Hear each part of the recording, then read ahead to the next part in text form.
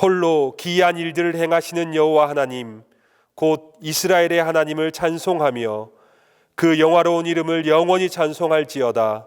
온 땅에 그의 영광이 충만할지어다. 하나님은 영이시니 예배하는 자가 신령과 진정으로 예배할지니라.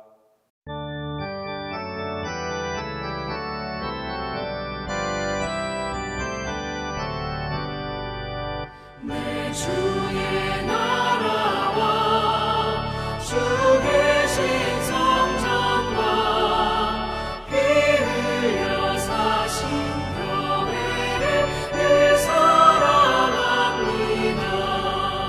내 주의 교회는 천성과 같아서 눈동자같이 아끼서 늘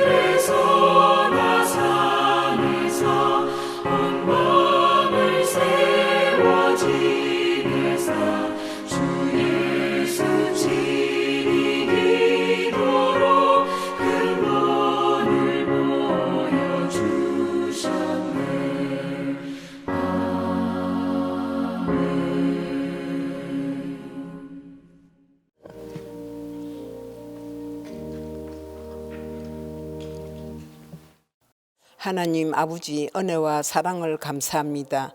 오늘 밤 3일 예배 자리로 불러주시고 예배 드릴 수 있는 은혜와 복을 주심을 감사합니다. 이 밤에 말씀으로 찾아오시는 하나님을 만나고 하나님과 친밀한 교제가 이루어지는 시간 되게 하소서. 주님의 크신 사랑과 은총으로 구원하여 주시고 하나님이 택한 자녀 되게 하심을 감사합니다. 코로나19로 인하여 지금 많은 사람들이 생계의 어려움과 정신적, 육체적 어려움 가운데 있습니다. 주님 불쌍히 여기주시고 이 위기가 하나님을 찾고 하나님을 만나는 기회가 되게 하소서. 너는 내게 부르짖으라 내가 내게 응답하겠고 너가 알지 못하는 엄밀한 일을 내게 보이리라는 약속의 말씀을 붙잡고 기도하는 가운데 응답하시는 하나님을 경험함으로 믿음 위에 굳게 세워주소서. 저희 동신교회 성도들 어려운 가운데 있는 성도들을 위하여 서로 기도하면 위로하면 도와주는 가운데 주님의 사랑을 실천하는 사랑의 공동체가 되게 하소서.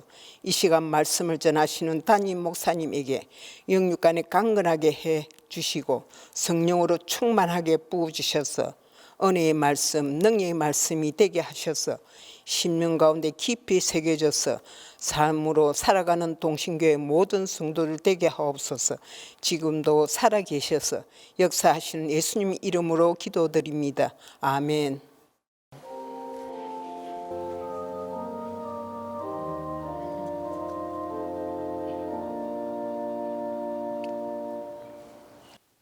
오늘 우리에게 주신 하나님의 말씀은 다니엘 9장 15절에서 19절입니다. 구약 성경 다니엘 9장 15절에서 19절입니다. 강한 손으로 주의 백성을 애굽 땅에서 인도하여 내시고 오늘과 같이 명성을 얻으신 우리 주 하나님이여, 우리는 범죄하였고 악을 행하였나이다. 주여 구하옵나니 주는 주의 공의를 따라 주의 분노를 주의 성 예루살렘 주의 거룩한 산에서 떠나게 하옵소서. 이는 우리의 죄와 우리 조상들의 죄악으로 말미암아 예루살렘과 주의 백성이 사면에 있는 자들에게 수치를 당함이니이다. 그러한즉 우리 하나님이여, 지금 주의 종의 기도와 간구를 들으시고 주를 위하여 주의 얼굴 빛을 주의 황폐한 성소에 비추시옵소서. 나의 하나님이여, 귀를 기울여 들으시며 눈을 떠서 우리의 황폐한 상황과 주의 이름으로 일컫는 성을 보옵소서. 우리가 주 앞에 간구하옵는 것은 우리의 공의를 의지하여 하는 것이 아니요 주의 큰 긍휼을 의지하여 함이니이다. 주여 들으소서. 주여 용서하소서. 주여 귀를 기울이시고 행하소서. 지체하지 마옵소서. 나의 하나님이여, 주 자신을 위하여 하시옵소서. 이는 주의 성과 주의 백성이 주의 이름으로 일컫는 바 됨이니이다.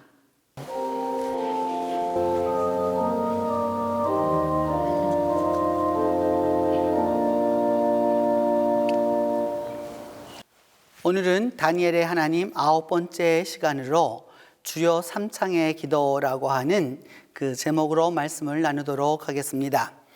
다니엘서가 12장까지 있는데 그 가운데서 1장부터 8장까지 우리가 3분의 2를 맞추었고 이제 후반부 3분의 1을 남겨두고 있습니다.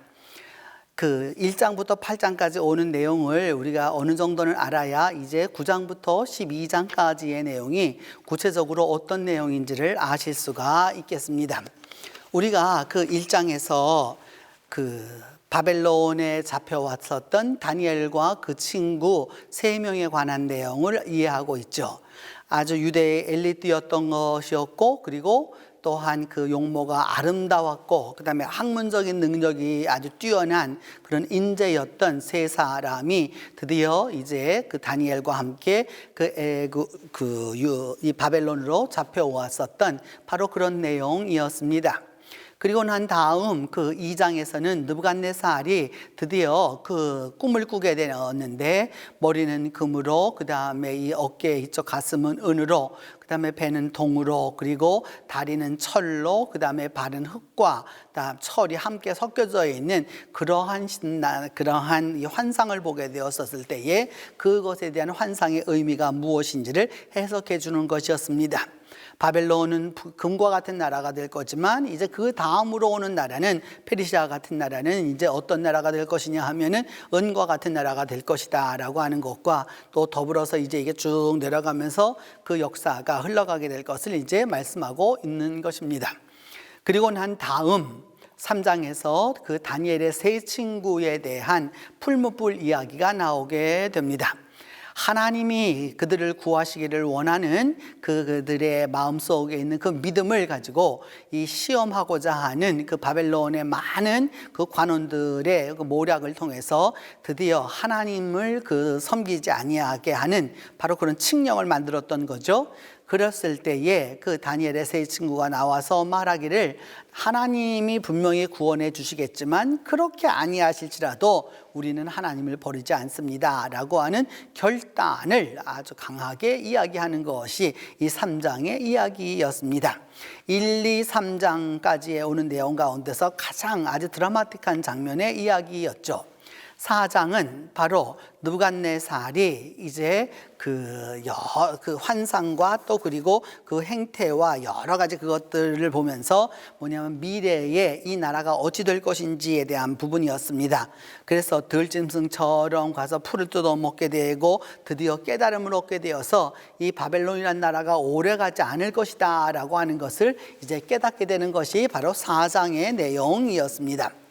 5장은 그 바벨론의 마지막 왕이라고 할 수 있는, 실제적으로 그의 재위 연도에 대해서는 여러 가지 논란이 있지만 그 마지막 왕이라고 할 수 있는 벨사살의 그 잔치에서 있었던 이야기였죠. 그때의 손이 나와서 메네메네 드겔 우바르신이라고 하는 그 글씨를 쫙 써주게 함으로써 결국 그 당시에 그 벨사살은 하나님이 다 이렇게 세워보았고 저울에도 달아보았고 결국은 이 나라가 쪼개질 것이다 라고 하는 그런 이야기였고, 결국 그래서 그때에 이제 드디어 이 벨사살은 죽임을 당하고 새 왕 다리오가 이제 왕위에 오르게 되는 그런 이야기였습니다.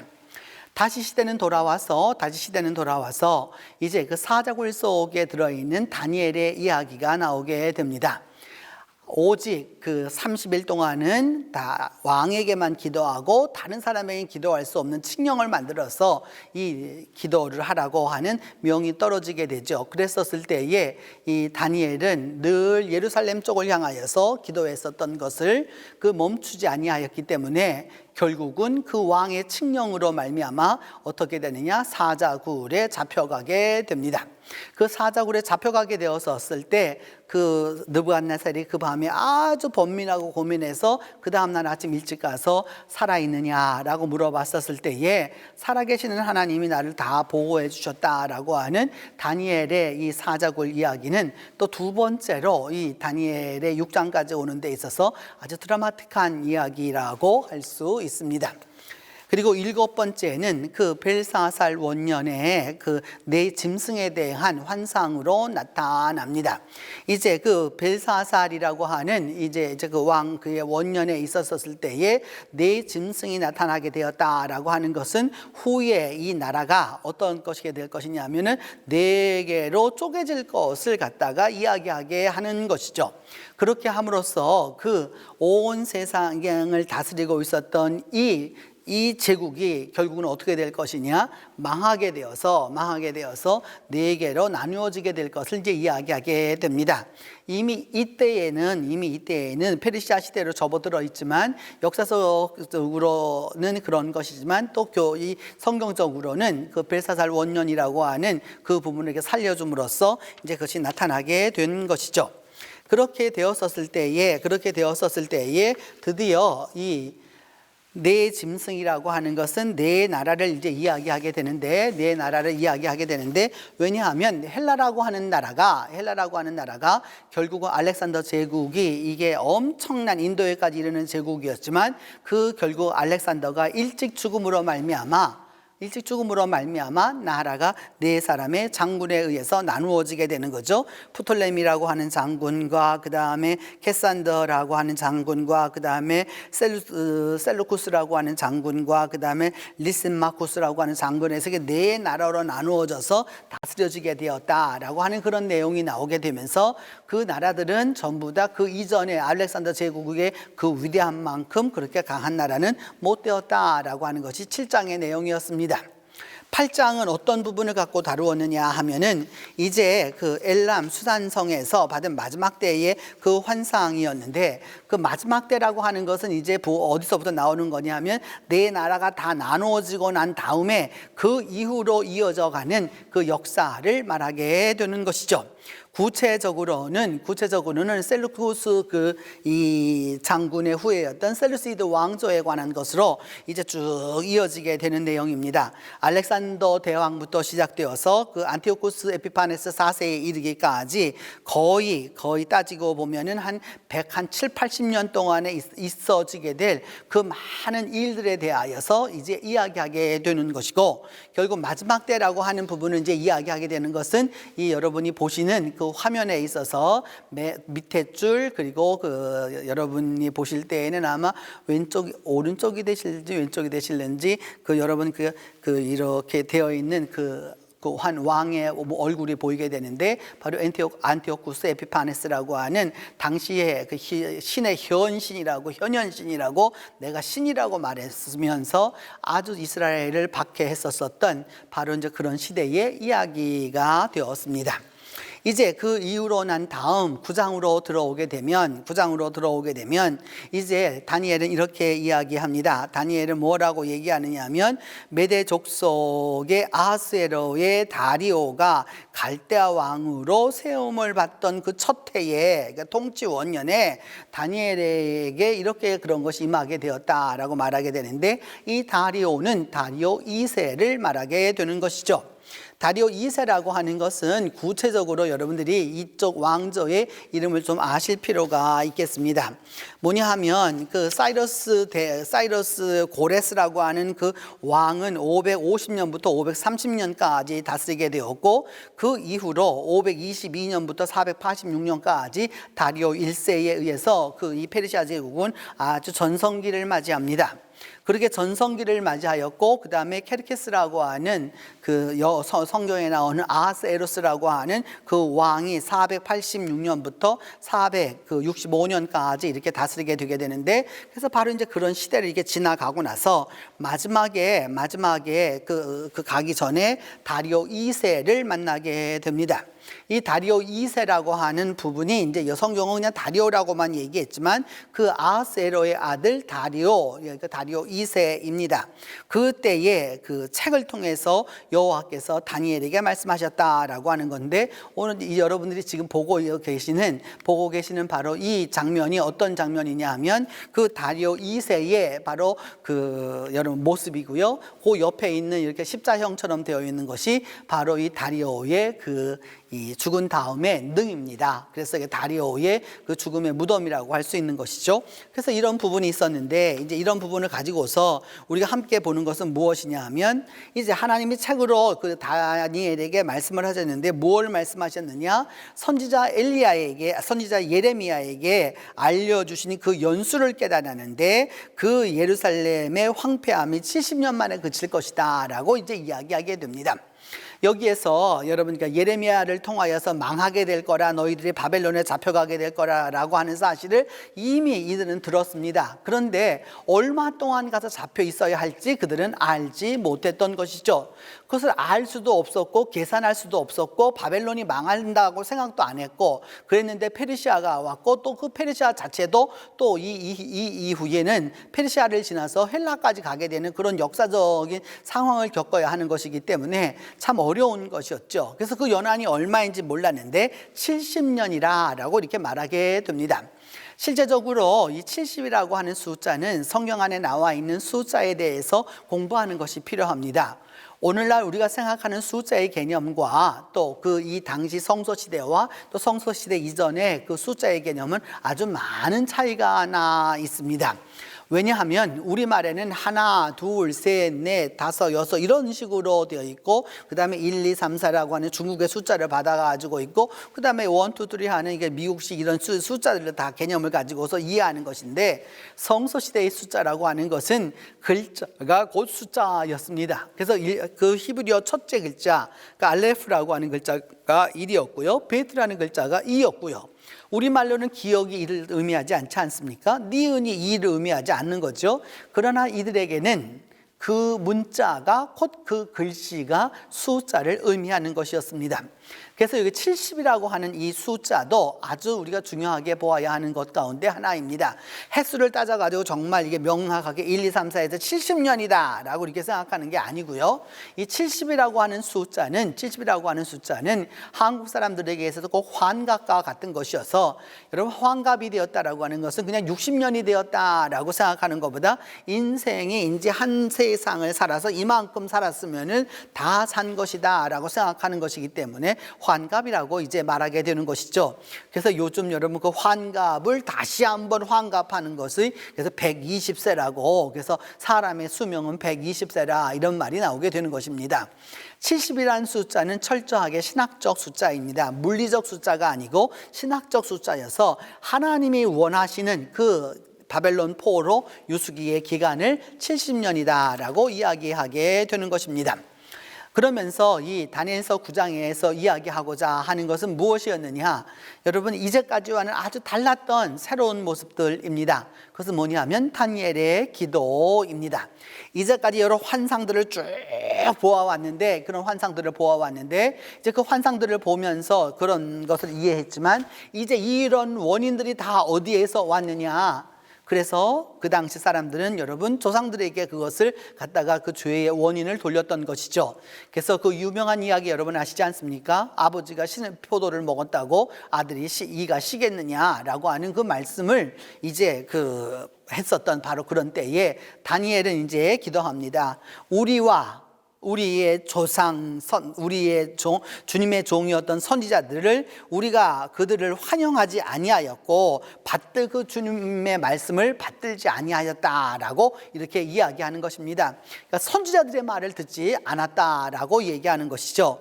지금 이것은 바로 그 예언자의 거리라고 하는 예루살렘에 있는 거리를 여러분이 보고 계시는 건데, 분명히 선지자의 말을 듣지 않았다. 예전 사람들은 조상들의 죄 때문이었다라고 말했는데 그것이 아니고 우리와 우리 조상들의 죄라고 하는 부분을 이제 하게 된 것입니다. 그러면서 돌이켜 보기를 우리 조상들이 불순종을 했었다라고 말하면서 바로 서지 못하였다. 그래서 그 조상들, 여러분이 보시는 화면은 바로 헤브론에 있는 아브라함과 그 이삭과 그 다음에 또 그 야곱과 그 요셉은 아니고 이 조상들이 있었던 것, 그 아주 원초적으로부터 그 잘못했었다라고 하는 부분을 이제 이야기하는 것입니다. 그러면서 뭐냐 하면 율법을 행하지 아니하였다라고 말하는 것이죠. 지금 여러분이 보고 계시는 것들이 바로 뭐냐면 율법 두루마리인데, 그 율법 하나님의 말씀을 듣지 아니하였다라고 말하는 겁니다. 그래서 어떻게 되었느냐, 이렇게 율법을 행하지 아니하여서 결국 하나님이 재앙을 감추어 두셨다가 이렇게 가두어 두셨다가 우리에게 베푸실 수밖에 없었다. 그래서 우리가 바벨론에 포로 되어 갈 수밖에 없었다라고 하는 그 전쟁의 모습을 여러분들이 보고 계시는 것이죠. 그래서 결국 이 재난의 원인이 누구에게 있었느냐? 우리에게 있다라고 이제 이렇게 고백하는 것입니다. 이는 오늘날 우리들에게 있어서는 아주 가볍게 지나갈 수 있는 문제이지만 당시 사람들에게 있어서는 엄청난 의미를 갖고 있는 것이었습니다. 그래서 오늘 그 15절, 9장 15절부터 시작되어 있는 그 기도의 내용을 보면 이제 하나님 앞에 범죄했다라고 이야기하는 것이죠. 하나님을 향하여서 뭐라고 얘기하느냐 하면, 애굽 땅에서부터 인도하여 내어서 오늘과 같이 명성을 얻으신 하나님, 그 하나님 우리가 범죄했습니다. 악을 행했습니다. 그래서 주님의 공의를 위해서 그 주님의 진노를 받을 수밖에 없는 존재들이었습니다. 그래서 이제 하나님의 분노를 하나님의 성산인 그 예루살렘에서 그 성전산에서 떠나게 해달라라고 이제 말씀합니다. 그는 왜 그렇게 되었느냐? 결국 우리의 죄와 우리 조상들의 죄로 말미암아서 예루살렘과 주의 백성이 이렇게 모욕을 당하고 사방에 있는 자들에게 수치를 당하는 바로 이런 일을 하게 되었다라고 깨닫게 된 것입니다. 하나님이 이스라엘 백성들을 고센에서 어떻게 뽑아내셨느냐? 강한 손과 그의 그 애굽 땅에서 인도하여 내셔서 하나님이 함께하는 백성이라고 하는, 그래서 하나님의 백성이라고 하는 이스라엘이라고 하는 그 이름을 얻었었는데, 그렇게 있었던 그들이 어찌하였느냐? 범죄하였고 악을 행하였다라고 말하는 것입니다. 하나님을 올바로 섬기지 않았다라고 하는 것이죠. 지금 여러분이 보고 계시는 것은 아라드에 있는 그 성전 모형을 그대로 가지고 온 것인데, 그 앞에 있는 두 개의 기둥이 있고 뒤에 돌판이 있고 저게 지성소의 모습이 이스라엘 박물관에 모형으로 있는 것을 이제 여러분이 직접 지금 보고 계시는 건데, 하나님 앞에 바로 서지를 않았다라고 하는 것입니다.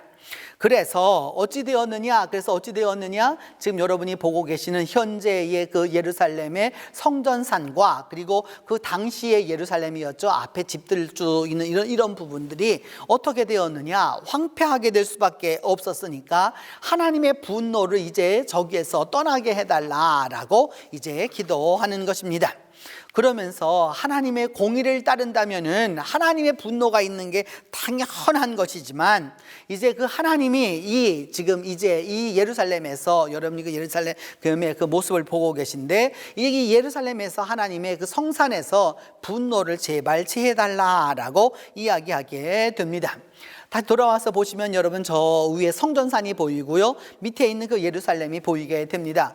오늘날 여러분들이 가서 보시는 예루살렘과 그 당시 예루살렘은 많은 차이가 있었던 것이죠. 지금 앞에 있는, 지금 가서 보면 다윗성이라고 불리게 되는 바로 그 부분이 있는 곳이 이제 그 예루살렘이게 되는데, 바로 여기에서 이제 하나님의 분노를 멈추어 달라라고 이제 이야기하는 것입니다. 그래서 그들은 이렇게 기도합니다. 주여 구하옵나니, 우리가 주의 공의를 따라서 주의 노를 생각하면 이게 죽을 수밖에 없는 존재인데 하나님 우리를 좀 붙들어 달라라고 아주 간절하게 기도하는 그 유대인의 모습입니다. 그러면서 여러분, 이 벽돌과 벽돌 사이에 그 하나하나씩 그 기도가 다 들어져 있는 것을 볼 수 있습니다. 오늘날 예루살렘의 그 서쪽 벽이라고 할 수 있는 그 부분에 그 기초석이 남아 있어서 거기에 모여서 이제 기도하는 바로 그런 내용입니다.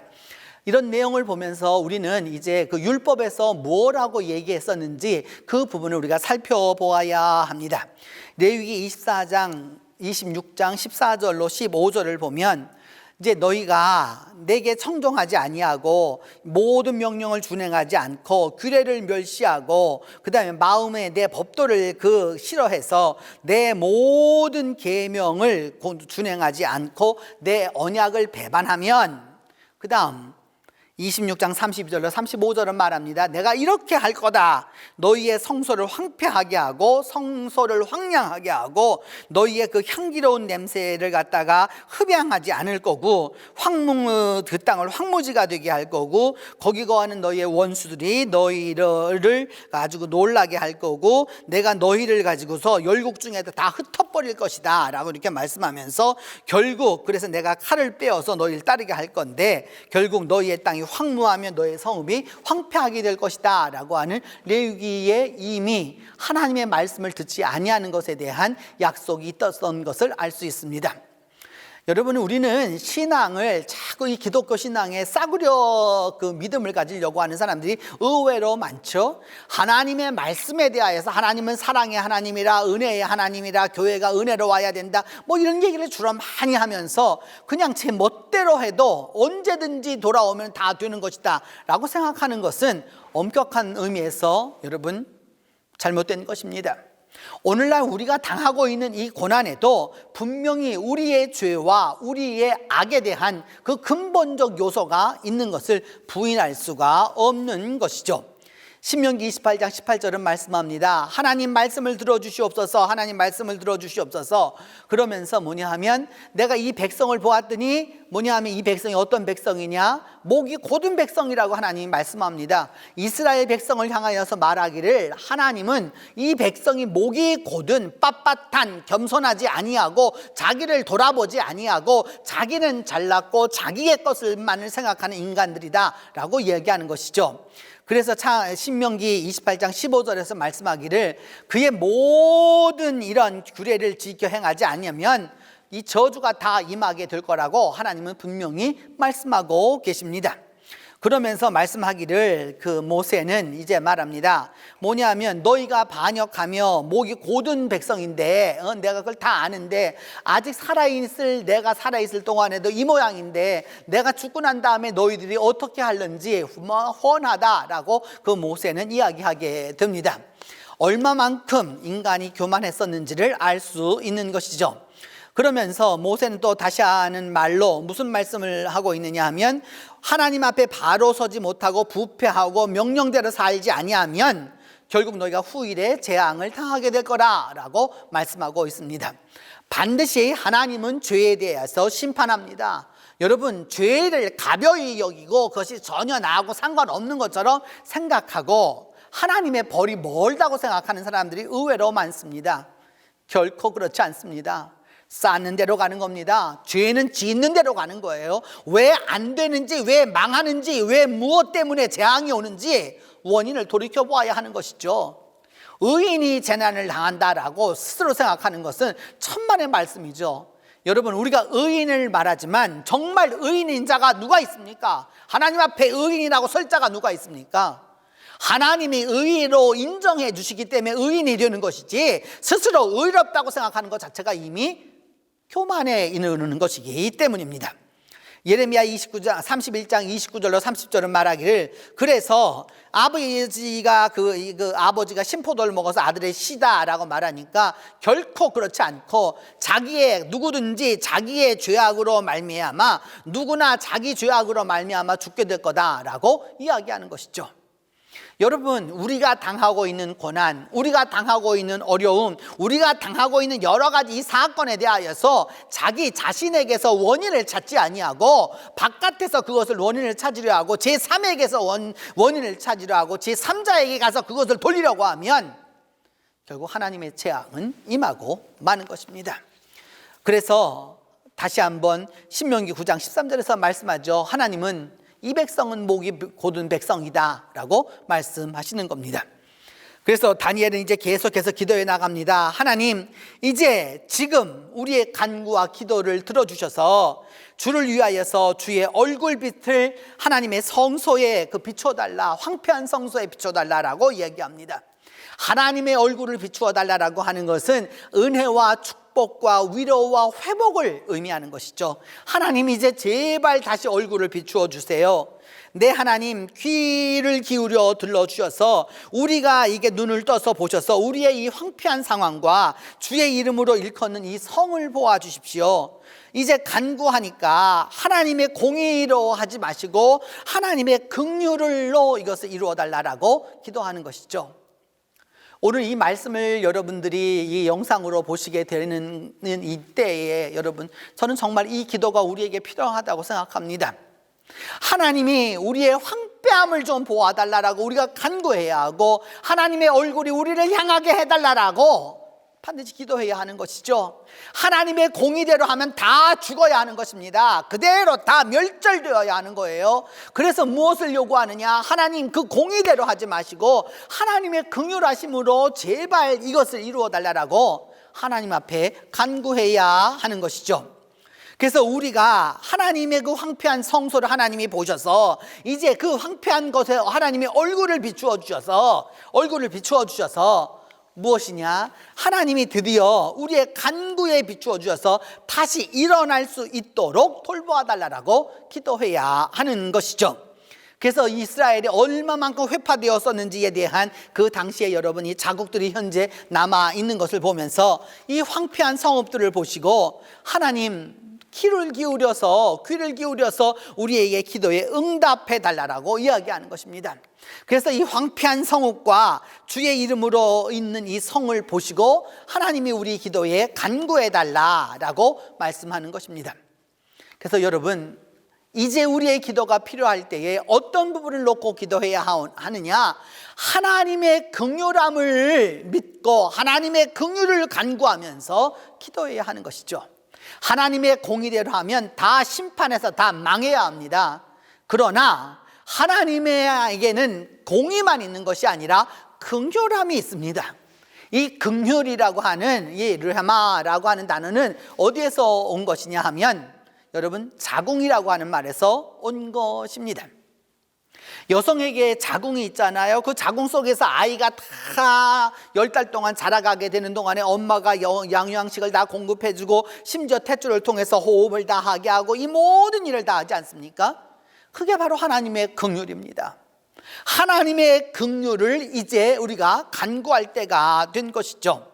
시편 27편 7절은 말씀합니다. 하나님, 나를 긍휼히 여기사 응답해 달라고 기도하는 것이죠. 시편 40편 11절은 말하기를 주의 긍휼을 내게서 거두지 말아 달라고 간구하는 겁니다. 하나님의 긍휼하심이 있어야 그 다음에 간구해도 하나님의 능력을, 하나님의 응답을 얻을 수 있는 겁니다. 하나님이 포기하시고 하나님이 진노를 내리시고 나면 그 다음에는 여러분, 긍휼을 기대할 수 없는 것입니다. 하나님을 야멸차다고 말해서는 안 되는 것이죠. 하나님의 긍휼이 있기까지 그 이전에 하나님의 그 공의를 반드시 바로 세웠어야 하는 것인데, 세우지 못한 것은 생각하지 아니하고 하나님에 대하여서 너무나도 잔인한 하나님이라고 말하는 것은 올바르지 못한 것입니다. 하나님의 공의를 얘기하실 때 공의에 맞도록 살아야 하는 것이죠. 그래서 하나님이 우리의 간구에 귀를 기울여 달라고 우리는 기도해야 하는 것입니다.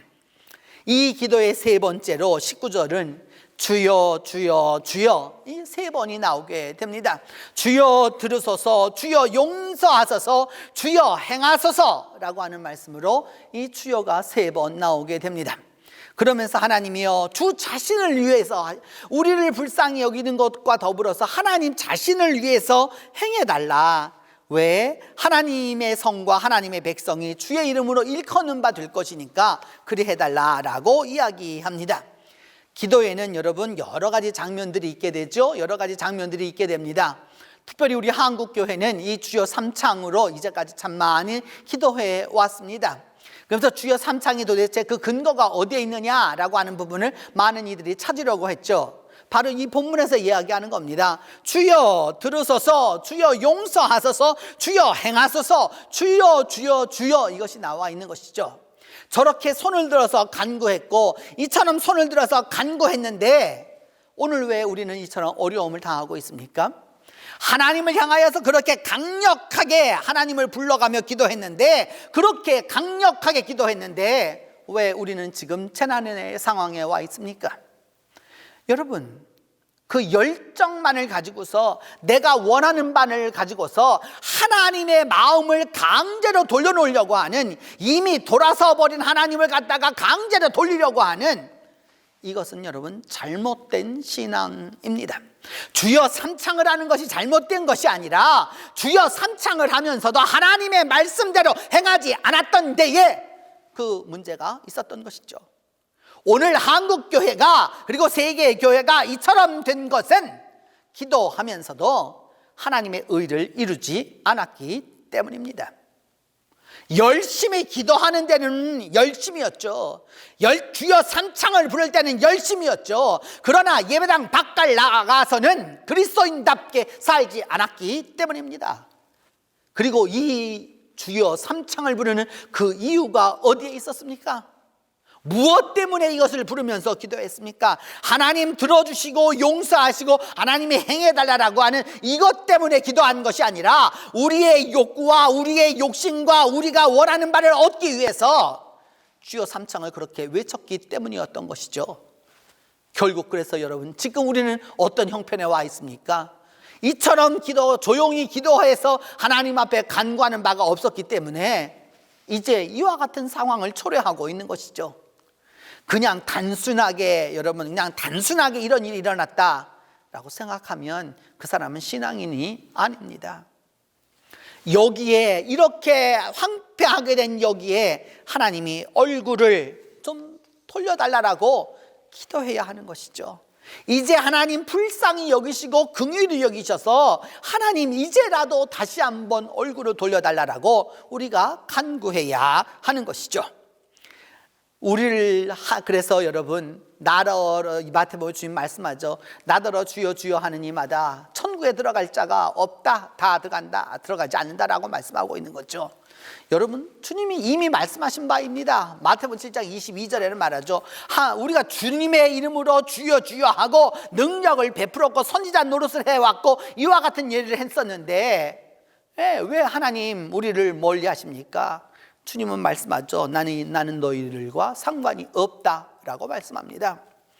그렇기 때문에 오늘 이 시편의 이 기도를 보면 주여 우리 영혼이 주님을 바라보오니 주님 우리 영혼이 내 영혼을 기쁘게 해달라라고 이야기하는 것이죠. 하나님이 하나님 자신을 위하여 하실 수 있도록 우리가 간구해야 하는 것입니다.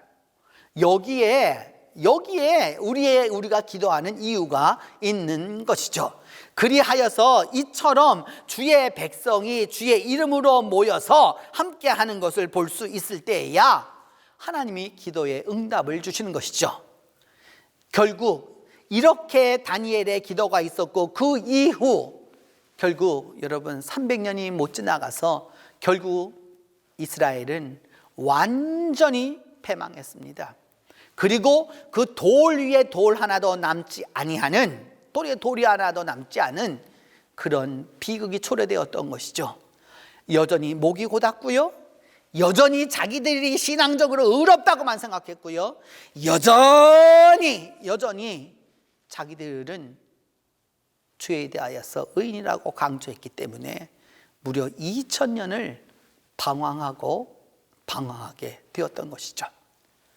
여러분, 믿음의 길을 가는 데에는 오늘 이 기도가 필요합니다.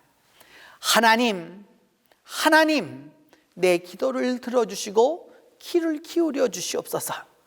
그리고 나를 용서하셔서 내가 세상 떠나가기 전에 내 건강도 회복시켜 주시고, 그리고 서로 병 낫기를 위하여 기도할 때 하나님 낫게 해 주시옵소서 라고 기도하면서 주님 오실 것을 기대하며 나아가는 것입니다. 여러분, 지금은 우리의 잘못을 우리가 고백하고 이 황폐하게 된 오늘의 현실을 바라보면서 하나님의 긍휼에 대하여 하나님의 긍휼하심을 다시 한번 간절히 간구해야 하고, 하나님이 이 황폐한 것을 얼굴을 보셔서 회복시켜 달라고 간구해야 하는 것입니다. 그렇게 해서 주님 오심을 기다려야 하는 것이죠. 이것이 바로 오늘 이 다니엘서 9장을 통해서 하나님이 우리에게 말씀하시는 바입니다. 이제 지선의 우리 기도를 찬양으로 다 함께 하겠습니다.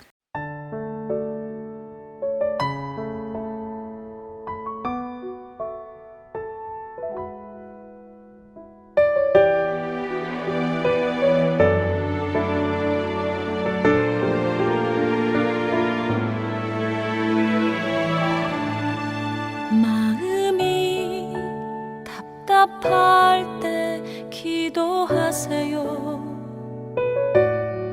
예수님도 힘들 땐 항상 기도하셨죠. 앞날이 막막할 때 기도하세요. 그대의 길, 그대 삶 주님 인도하시죠.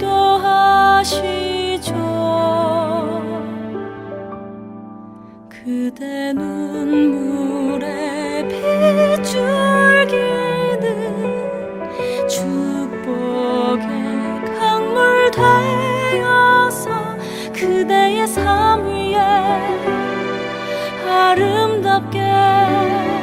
넘쳐 흐르리.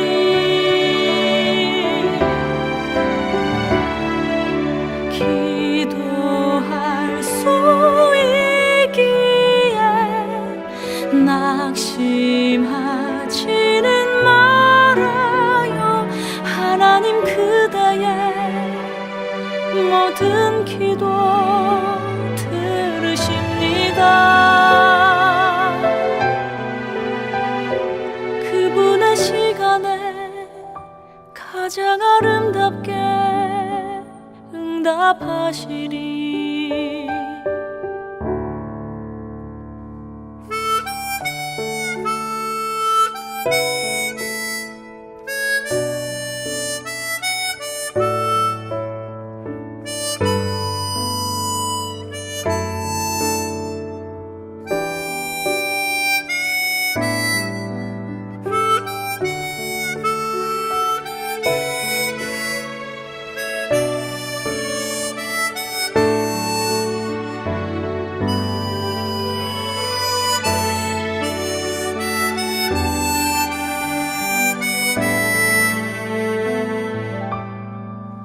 그대 눈물에 빗줄기는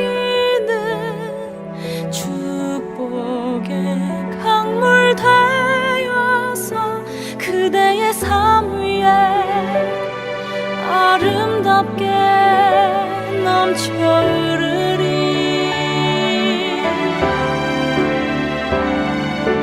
기도할 수 낙심하지는 말아요. 하나님 그대의 모든 기도 들으십니다. 그분의 시간에 가장 아름답게 응답하시리. 반드시 응답하시는 하나님 믿으며 기도하세요.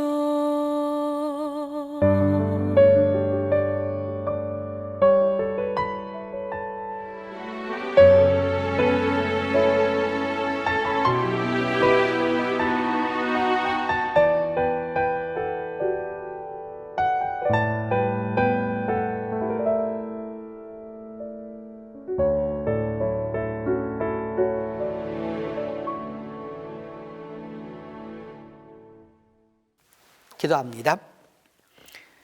하나님, 오늘의 이 환난과 혼란과 이 전염병과 고난과 고통이 우리가 지었던 죄와 악에서 기인하였음을 우리 스스로가 깨닫게 하여 주시옵소서. 나는 직접적으로 거기에 원인이 없다고, 나는 직접적으로 그 일에 관여하지 않았다고, 나는 직접적으로 그 일과 상관이 없다라고 말하면서 하나님 앞에 죄인됨을 부인하는 어리석음이 없도록 하나님 우리의 죄악됨을 고백하오니 용서하여 주시옵소서. 주님 용서하시되 주님의 긍휼에 근거하여 다시 한번 이 땅을 긍휼하게 여기시고 긍휼하게 여기셔서 하나님의 성소에 하나님의 얼굴이 비추어지는 놀라운 역사가 있게 하여 주시옵소서. 주님 이제 들으시고 용서하시고 행하여 주시옵소서. 그리하여 우리 모두가 다 주님의 그 놀라운 회복의 역사를 경험하도록 도와주옵소서. 우리 주 예수 그리스도의 이름으로 기도합니다.